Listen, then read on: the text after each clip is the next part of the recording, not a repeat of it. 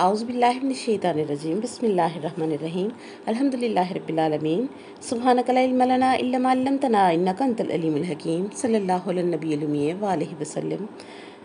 अस्सलामु अलैकुम वरहमतुल्लाहि वबरकातुहू। जी कैसे हैं खुशबे कुरान के कारवान के ज़िंदा दिल साथी।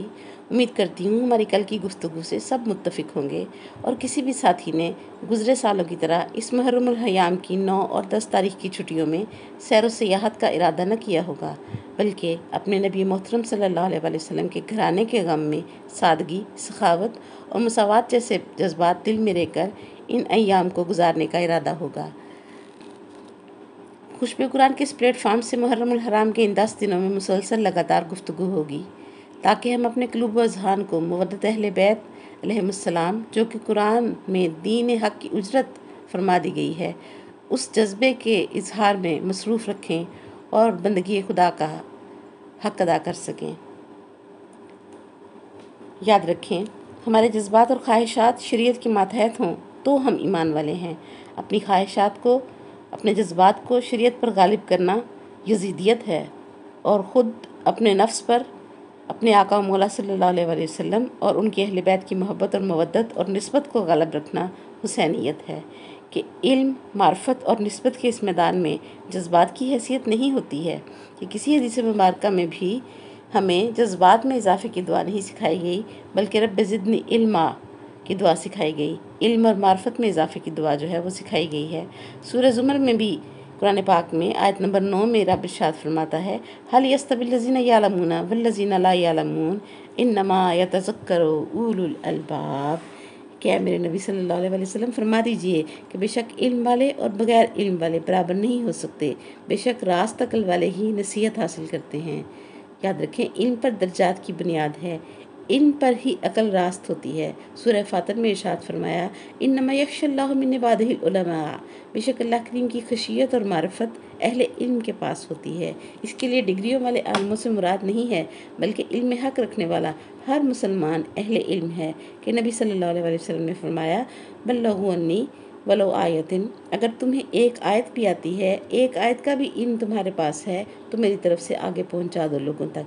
ये इजाज़त हर मुसलमान अहले हक आलम को दे दी गई है। इसलिए कुरान में फरमाया गया है कि इन मुश्रिकीन मक्का से कह दो। सूरह अहकाफ में रब फरमाता है, ईतूनी बिकिताब मिन क़ब्ल हाज़ा और आसारात मिनल इल्म, लाओ इस कुरान से पहले की कोई किताब ले आओ, और अगर कुरान को नहीं मानते हो तो अल्लाह करीम की नाजिल करदा कोई किताब ले आओ या फिर नबियों के इल्म के आसार ले आओ। यहाँ भी जज्बात नहीं हैं, इल्म बुनियाद बनाई गई है। अल्लाह अकबर। अकीदा और अमल के लिए इल्म बुनियाद बनता है, और अगर हमारे और आपके इल्म में इन ज़वात कुदसिया का ज़िक्र ही ना हो, इनका तारुफ और इन शख्सियात की अज़मत और तौहीद अल्लाह करीम ने जो इनको अता कर रखी है वही ना हो, तो फिर हमें तौहीद समझ नहीं आ सकती, ना ही रिसालत समझ आ सकती है, और ना ही अल्लाह करीम का पसंदीदा तरीन ओहदा वलायत हमारी अक़लों में समा सकता है। ये ऐसी पुरतासीर हस्तियाँ हैं कि इनका ज़िक्र करने और सुनने से हमारे दिल नरम हो जाते हैं, हमारे दिलों में नेकी की मोहब्बत पैदा होती है, बुराई से नफ़रत पैदा हो जाती है। और इंसानी नफ्सियात का भी ये असूल है कि बंदा जिसको पसंद करता है, जिसका ज़िक्र सुनता है, जिसकी अज़मत दिल में महसूस करता है, उस जैसा बनना पसंद करता है, उसकी इत्तिबा करना उसको आसान लगती है। इसके लिए हमें इस ख़ानदानी तत्हीर का तारुफ़ लेना होगा, इनकी मार्फत पाना होगी, इनकी हालात ज़िंदगी से हम खुद और हमारी औलादें आशना हों, और हम सब इनकी ज़िंदगियों को मशल की तरह, टॉर्च की तरह हाथ में पकड़कर अपनी अपनी ज़िंदगियां गुजारें। और मुहर्रमुल हराम ख़ास तौर पर ये फैज़ लुटाने आता है। ये महीना बिलखुसूस ज़िक्र मोहम्मद सल्लल्लाहु अलैहि वसल्लम और आले मोहम्मद सल्लल्लाहु अलैहि वसल्लम से दिलों को मुनव्वर करने का बेहतरीन वसीला है, और मवद्दत अहले बैत अलैहिमुस्सलाम में दर्जात की बुलंदी हासिल करने का वसीला है। जैसे कि कल भी बात हुई थी कि रोना ज़िंदगी की अलामत है। गम मुतअद्दी मर्ज़ की तरह फैल जाता है, एक से दूसरा सुनता है, और सबके दिल फितरतन गैर का दुख भी महसूस करने लगते हैं। और मुहर्रमुल हराम जो हमारे अपने आका मौला सल्लल्लाहु अलैहि वसल्लम के बेटों के गम से मंसूब है, तो इसको भी हम एक दूसरे के साथ जिक्र करें, हम बात करें। हर कौम, हर मिल्लत अपने नए साल का आगाज़ खुशियों और मुसरतों से करती है, और ये खुशियाँ जुज़ वक्ती होती हैं, और उम्मत मुस्लिमा को ये शर्फ हासिल है कि हिजरी कैलेंडर के पहले दिन ही नए साल के आगाज़ में अपने नबी सल्लल्लाहु अलैहि वसल्लम के घराने के खून में डूबने का गम याद करके خود کو عبدالآباد خوشیوں اور مسرتوں کا حقدار بنا لیتی ہے کہ ان کے غم میں رونے والے کو دنیا کے غم نہیں ستاتے۔ آج کا جوان یہ سوال کرتا ہے کہ محرم کا چاند دیکھ کر ایک واقعے کو یاد کرنا اور کربلا کے تپتے صحرا میں ہونے والے اس واقعہ کو اس طرح یاد کرنا کہ جیسے ابھی یہ واقعہ گزرا ہو، عقل و دانش کے نزدیک یہ کیسا ہے؟ یاد رکھیں، یہ واقعہ ایسا ہے کہ دین اسلام کی بقا کا وسیلہ بن گیا، اس لیے اس کو دین سے محبت رکھنے والے اور توحید و رسالت اور ولایت کی عقیدہ پر جینے والے کے لیے یہ واقعہ اس طرح ہے کہ زندہ دل رو رکھنے والا اپنے عظیم محسنوں کو یاد رکھتا ہے، اور یہی یاد ان کے عقیدہ و عمل کو درست رکھتی ہے۔ اور ہمارا قرآن پاک بھی اگر ہم غور سے پڑھیں تو حال کو نہیں دہراتا بلکہ ماضی کو دہراتا ہے۔ اگر قرآن پاک میں ہم دیکھیں، آدم علیہ السلام کا ذکر ملتا ہے، اگر ہمیں نوح علیہ السلام، ابراہیم علیہ السلام اور یوسف علیہ السلام کے واقعات ملتے ہیں، موسیٰ اور عیسیٰ علیہ السلام کے قصے ملتے ہیں، تو سمجھ لیں کہ اللہ کریم گزرے ہوئے واقعات کو دہرانا حق سمجھتا ہے، اور اللہ کریم انبیاء کے واقعات ان کے عظیم کاموں کی وجہ سے قرآن میں دہرا رہا ہے۔ تو ظاہر ہے کہ دین اسلام کی تاریخ میں کوئی عظیم واقعہ ہے تو اس کو بیان نہ کرنا، اس پر پردہ ڈالنا شریعت کے اعتبار سے گناہ ہے کہ اللہ کریم نے پچھلے انبیاء کے پچھلی امتوں کے حالات واقعات کو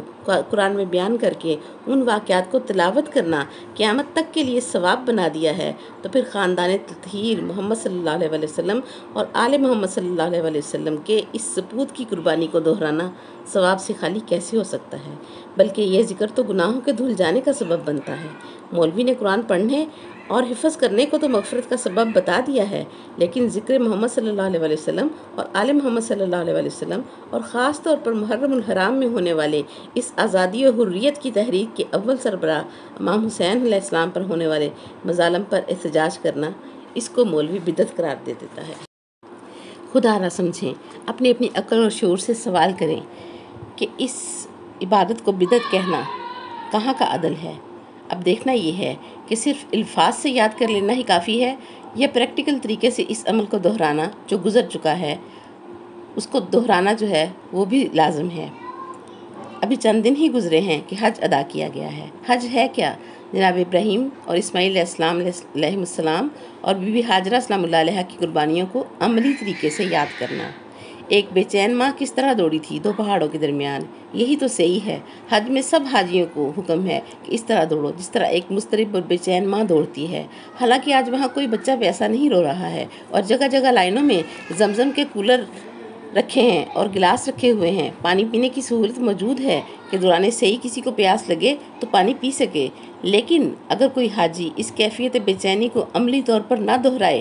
اور نہ بھاگے تو حج کا حصہ ادا ہونے سے رہ جائے گا اور حاجی گناہ گار ہوگا۔ معلوم ہوا اگر اللہ کی خوشنودی کی خاطر ایک ماں اپنے بچے کو پانی پلانے کے لیے دو پہاڑوں کے درمیان پریشان حال دوڑ رہی ہے تو اسلام اس ہزاروں سال پہلے گزرے ہوئے واقعے کو ہر سال زندہ کرتا ہے اور عملی طور پر اسی عمل کو دہرانا عبادت قرار دیتا ہے۔ اب ایک ماں کے اضطراب اور پریشانی کا نقشہ کھینچنا ہر سال اگر حرام نہیں ہے تو پھر اگر کسی بے چین باپ کے ہاتھوں پر ننھا سا لاشا ہے اور وہ میدان جنگ سے خیمے کی طرف جاتا ہے اور خیمے سے مقتل کی طرف آتا ہے تو 10ویں محرم کو اس واقعے کو عملی طور پر دہرانا بدعت کیسے ہو سکتا ہے؟ یہ نہ بدعت ہے، نہ شرک ہے اور نہ ہی حرام ہے۔ اب اگر آپ سب کی سمجھ میں آ گئی ہو بات تو واقعہ کربلا کو دہرانا عملی طور پر کسی بھی قاعدے سے اسلامی نقطہ نظر سے خلاف عقل نہیں ہے اور نہ ہی حرام ہے۔ یہاں تک ہر ذی عقل متفق ہوگا کہ اسلام کی زندہ تاریخ کو، اپنے بزرگوں کے کارناموں کو ہم کو دہرانا چاہیے کہ ہم اگرچہ اس وقت موجود نہ تھے مگر دہرا کر ہم عملی طور پر غم منا کر ان ہستیوں سے نسبت کا اظہار کر کے اپنے دین کی اجرت ادا کرتے ہیں کہ محرم الحرام سارے کا سارا مودت کا نام ہے، اور کربلا کی مصیبتیں یاد کر کے سن کر رونا ہر صاحب ایمان پر واجب ہے کہ رسول پاک صلی اللہ علیہ وسلم کی سنت بھی ہمیں اس غم میں رونا سکھا رہی ہے۔ اس غم کی اطلاع نبی صلی اللہ علیہ وسلم کو تھی کہ وہ تو شب محشر تک کے حالات اور روز محشر تک کے حالات سے واقف ہیں۔ وہ اپنے